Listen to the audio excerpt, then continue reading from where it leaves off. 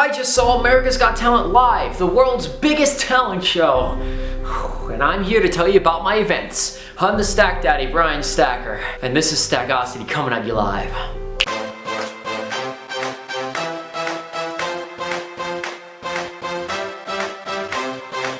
So America's Got Talent Live. Well, I live in New Jersey, 2 hours away from New York. So we went up there early, we waited in line, I got my vouchers, and we got tickets to see the finale. We got the tickets, all right? We got the tickets. We got lucky, we got there in line, we stood for an hour and a half. They gave out tickets very quickly once they started to give them out, like making it rain on us with tickets. It was great. First problem I ran into, 2 piles of tickets. The people who work for AGT said those exact words. If you are not under 30 or 25, do not look like a hipster, and do not dress nice, you are not getting close to the front. They will put you in the back row. And as insulting as this was, we got the very back row because my dad went with us. You have to be 18 to pick up tickets. So, and my dad loves the show, so I brought my dad. My dad went with us. And my dad, I guess, doesn't look like a hipster, so they put us in the back row. It's rude to do that. You don't even see people in the front on TV that much, so they don't really need to be that much of a stickler about it. If we're first in line, we should get good seats. It's no fair. And no one followed the dress code but us. Everyone was in like freaking snapbacks and socks and sandals. Like, what are those? You're not wearing that to a live TV event. So that pissed me off. So then we go to New York for the rest of the day. We shop around. We love New York. We don't go there that often, so it was nice.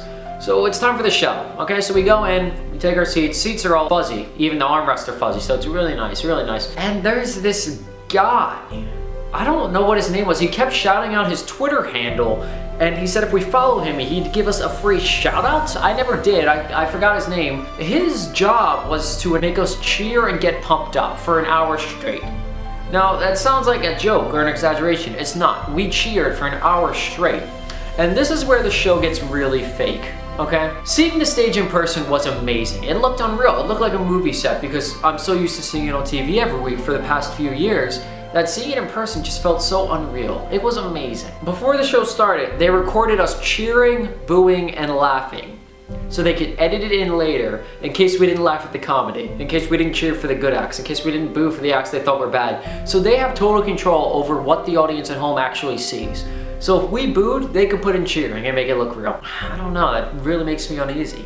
And then the show was supposed to start off with Flo Rida performing for us. He didn't, that was recorded, and they photoshopped Nick Cannon in to make it look like he was actually there. So there was no Flo Rida. Another fake thing. So this pump up guy, he's getting really annoying by this point. It's an hour in, he literally makes us, oh, cheer and scream and clap for an hour straight, no resting. Actually, back up. There was this guy, I can't pronounce his name, I'll put it up here. He climbed ladders and he fell last week. So they wanted to make sure he didn't hurt himself on camera. So they pre-recorded his act and just faked it being live when the live show came. Live TV is supposed to have anything happen. You shouldn't be able to censor it like that. So that happened, that was pre-recorded. So the show starts, and after every single act, I crap you not, every single act, regardless of how bad they were, the guy makes us stand up and give standing ovations to every single act. We don't have a choice. Even if we hated it, we couldn't boo, he made us do standing ovations. He didn't stand there with a whip or something, but he made us do standing ovations. So that made the show feel even more fake because our reactions weren't real. They added in fake reactions from the judges. I was there and I watched the acts happen and they didn't say any of the reactions that happened when I watched it back, taped back at home. So they faked the judges' reactions. These people were like TV celebrities. I've been watching them for the past 5 months on TV through their journey.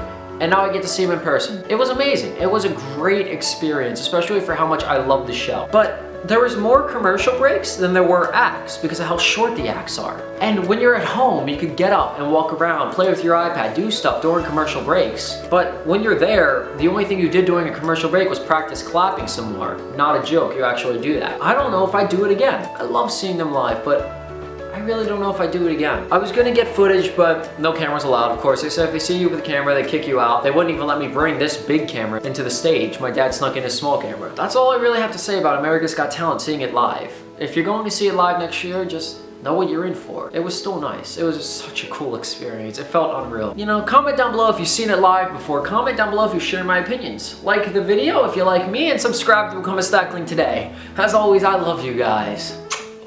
Cue the outro.